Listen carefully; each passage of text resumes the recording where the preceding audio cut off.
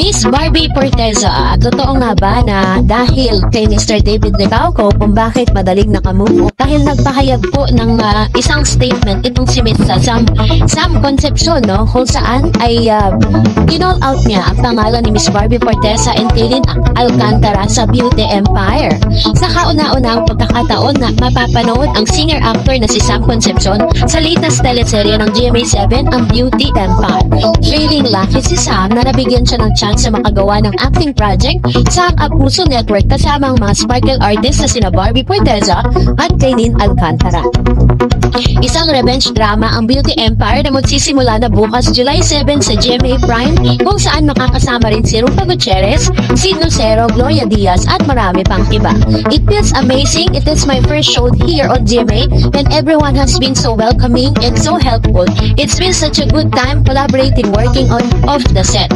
It's been a great experience with the cast pati sa production and I'm really looking forward to it.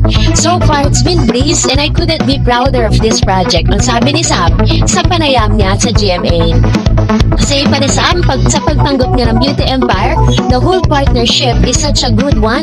I just feel super proud to be part of this, pushing boundaries, creating new content.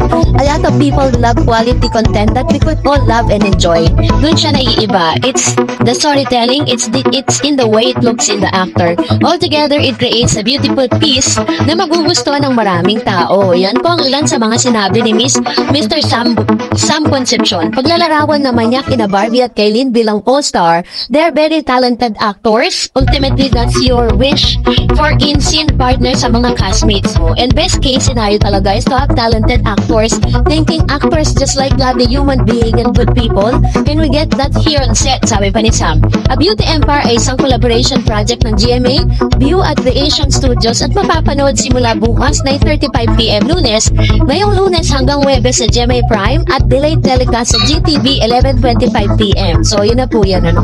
Pero ito na, dahil pinag-uusapan pa rin at talaga namang ang dami po nating napulot, ano, dun po sa interview na naganap between Miss Tony Talks or Tony Gonzaga and Miss Barbie Forteza. Kung saan hindi na nga nakaiwas si Barbie Forteza sa pagtatanong tungkol sa kanyang past relationship.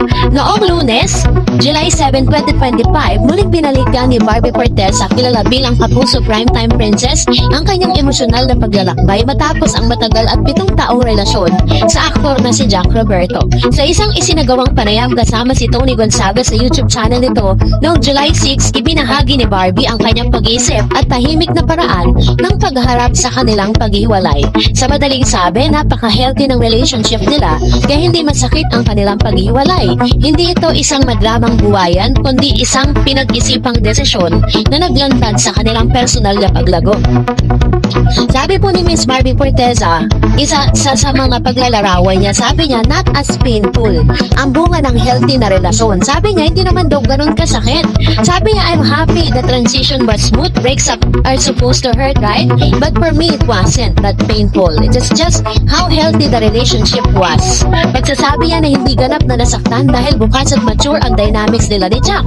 Ito ay isang kakaibang pananaw sa isang malaking breakup. Maraming tao ang inaasahan na masakit ang paghiwalay, pero sa kaso ni Barbie, ipinakita na posible ang mahinahong paglisan, lalo na kung may respeto at pag-unawa.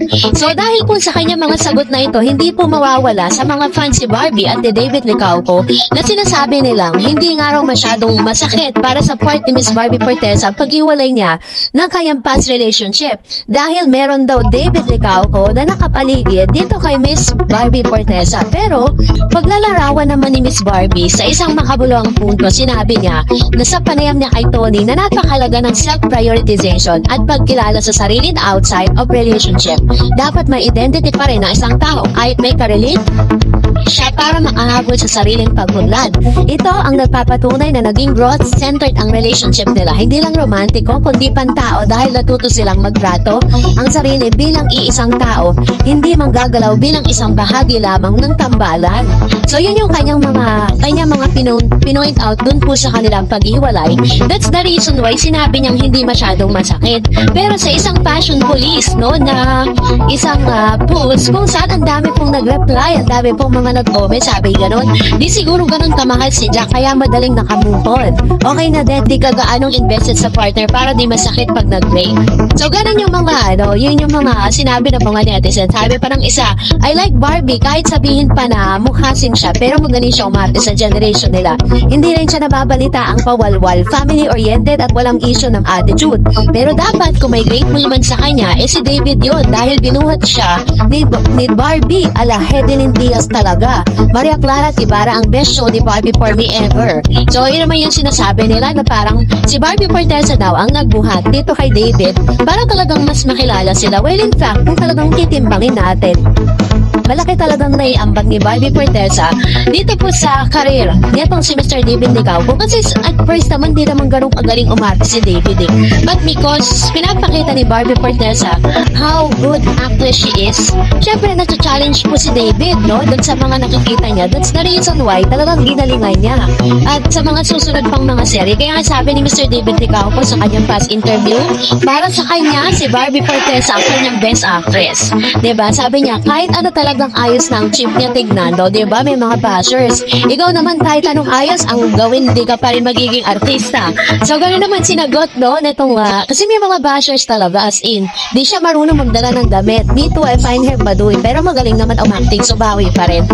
Ay, grabe, no? Wala talagang kasiyahan ng tao. Barbie exudes such a redefined and elegant aura these days. I genuinely admire her.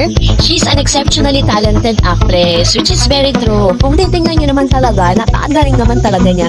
It means as the time goes by, wala nang pawala yung love niya kay Guy. Kaya nung nakipag-break na siya, hindi na masyadong masakit. Which is yun po talaga yung possible. Meron pa dito nagsasabi, previous breakup was not painful, doesn't really care for the guy.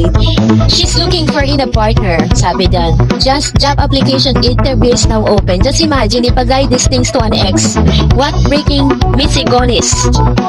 Alam mo meaning na pag ganyan na ibig lang sabihin na medyo wala nang naghiwalay pero napupusuan na yun. So parang sinasabi nila na kaya daw hindi masyadong nasaktan si Miss Barbie Forteza sa paghiwalay nila ni Jack kasi may napupusuan na si Barbie.